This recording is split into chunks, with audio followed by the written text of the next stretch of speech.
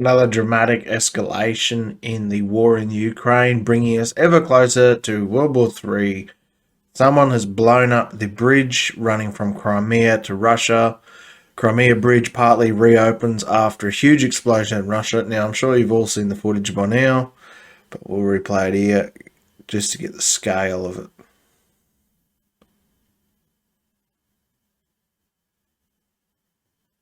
Absolutely massive.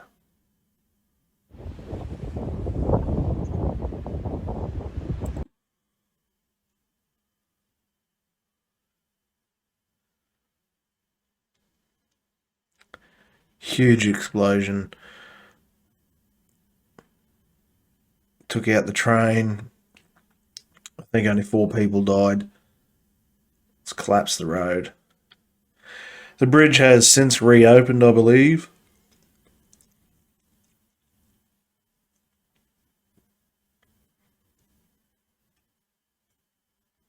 It's a massive bridge.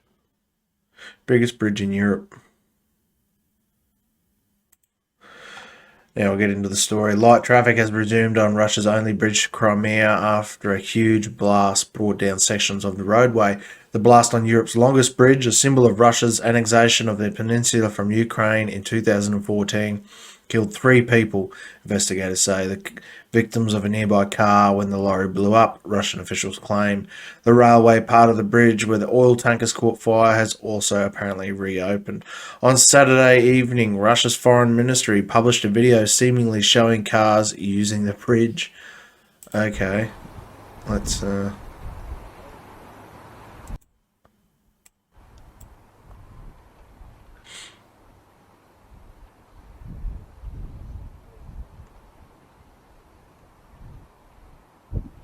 yeah, alright. We'll see how that goes. I wouldn't be fucking driving on the cunt. The rail and road crossing was opened in 2018 and is a key supply route for Russia's invasion and the war in Ukraine.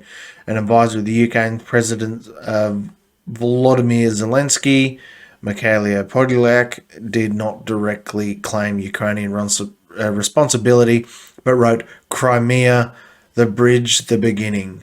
Everything illegal must be destroyed. Everything stolen must be returned to Ukraine. Everything occupied by Russia must be expelled."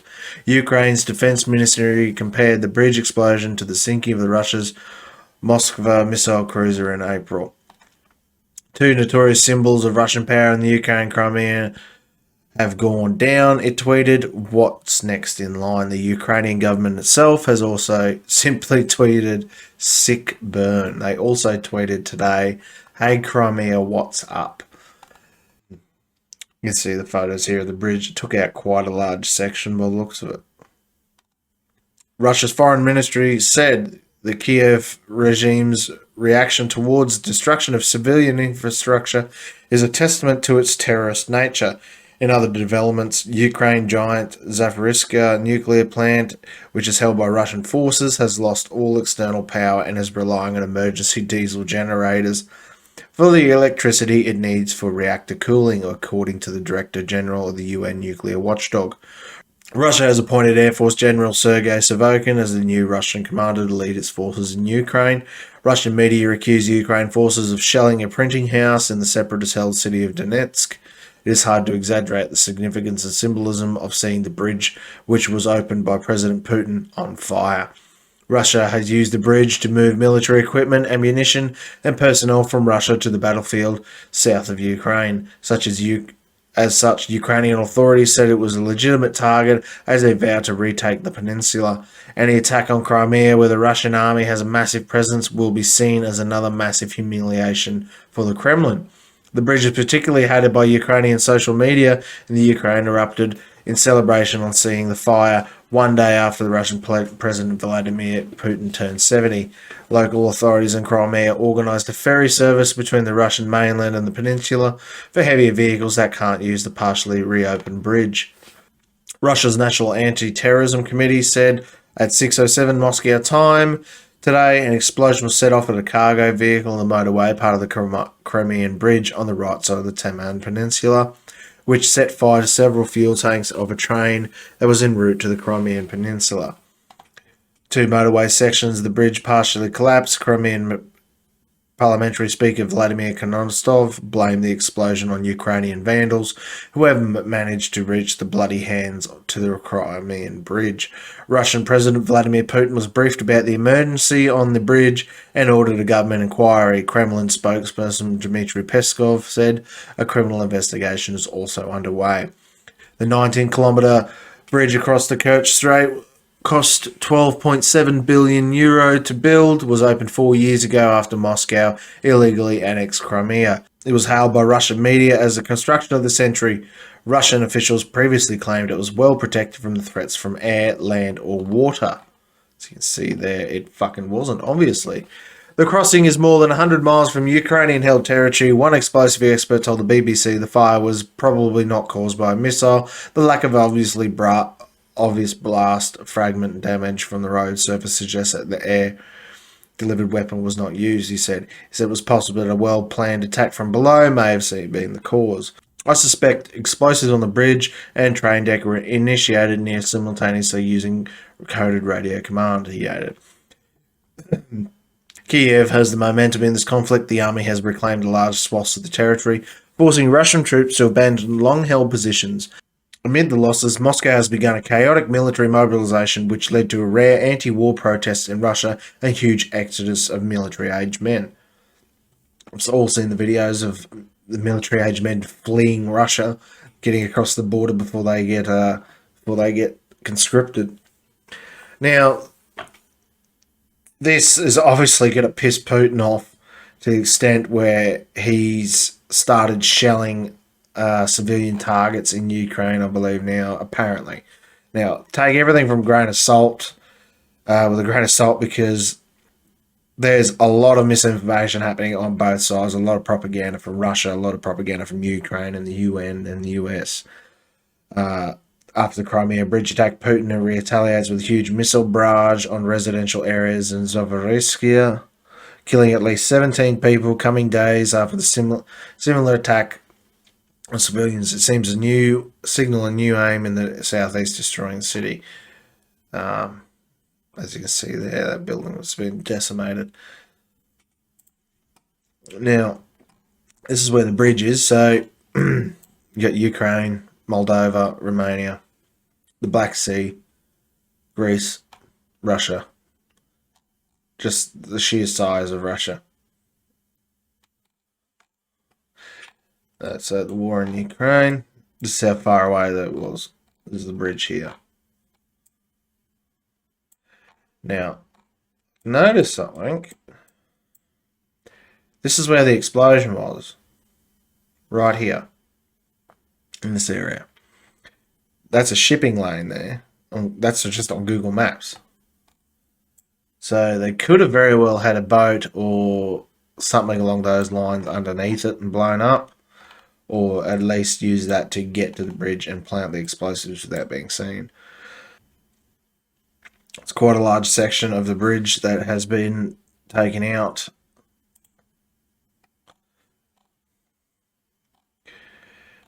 You can see that it's the only bridge that runs from Russia to Crimea. And I don't know if you know much about Russia, but Sevastopol here is usually a massive naval base. Here we go. Yep. Look at that. Feeding the Russian warhorse. That is cruise missile carrier. That might even be the fucking ship that they blew up. I'm not too sure. I haven't looked at it very well, but that might be the ship they sunk. Huh. So, obviously, you think that'd be blacked out being a Russian military base, but no, apparently not.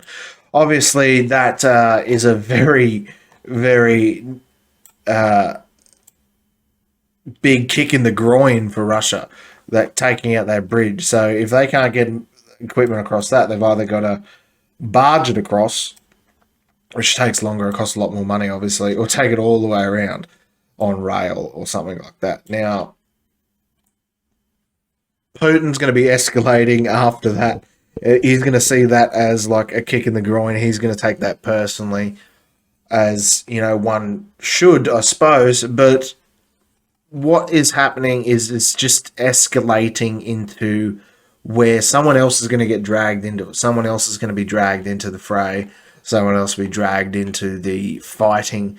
And if the UN or NATO or America gets any more involved than they already are, shit's going to go sideways really quick.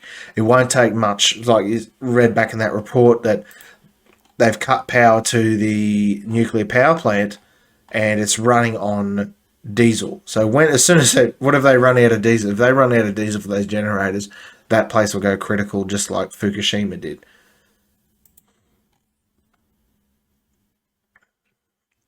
They're not going to fix that anytime soon. Putin's going to take that personally, and it's going to escalate again. Not to mention that Ukraine is sitting there on Twitter mocking them. So any form of de-escalation is out the window at this point. No one's trying to de-escalate the situation. Elon Musk came out and had an idea to de-escalate and maybe end the war, and he was dragged through the internet yet again and shat on, pretty much. He had a poll asking whether they should sue for peace or anything like that, and it was pretty much all one-sided. He came out and said that it was the largest bot attack he has ever seen, and I believe it. You can't get off the narrative. You can't get off the trajectory that they've set in place. Anyone who steps off the path gets beaten down, silenced, and shut up. They want World War III to break out, and at this point, I think it's going to. I honestly do, because everything they're pushing for is just escalating. Everything it's just going on and on and on. They're lighting the fuse. Lighting the fuse. They're pouring more diesel on the fire, and they're sitting there and throwing rocks at it. It's like they're poking the bear. They're doing everything they can to start World War III. You got Biden in the White House, who's barely even alive. He can't string two sentences together. Last week he was talking about a dead woman, asking where is she? She wasn't there because she's fucking dead. Then you see him saying, yeah, no one fucks with the Biden the other day, and then he says, I'll give you 2 words, and he comes out immediately says made in America. It's 3 fucking words. You had one job, dude. He is out of it. He's not controlling what's going on anyway. It's the White House, whoever that is, whoever's controlling them. Ministry, over 700,000 Ukrainians remain without electricity. Nuclear power plant doesn't have electricity to run its diesel generators. That's not fucking good. If that thing goes off, is that technically Russia nuking Ukraine? Or, what's the UN and EU going to say about that? And if terrorist attack keeps happening, like what happened with the bridge, Russia's going to use that as an excuse and send their full force into Ukraine and not fuck around with their stupid expeditionary force that they sent in there to begin with. It's just a never-ending cycle of everyone poking each other in the eye, and that everyone's going to be blind by the end of it. I wouldn't be surprised if we see nukes being launched, tactical nukes being launched in the next couple of weeks. No one's de-escalating the situation. Anyone who should be de-escalating the situation is only stirring the pot and sending Ukraine more money and supplies and arguing about what they should be doing, what they shouldn't be doing, whether they should be escalating the situation or not. No one seems to be trying to calm things down.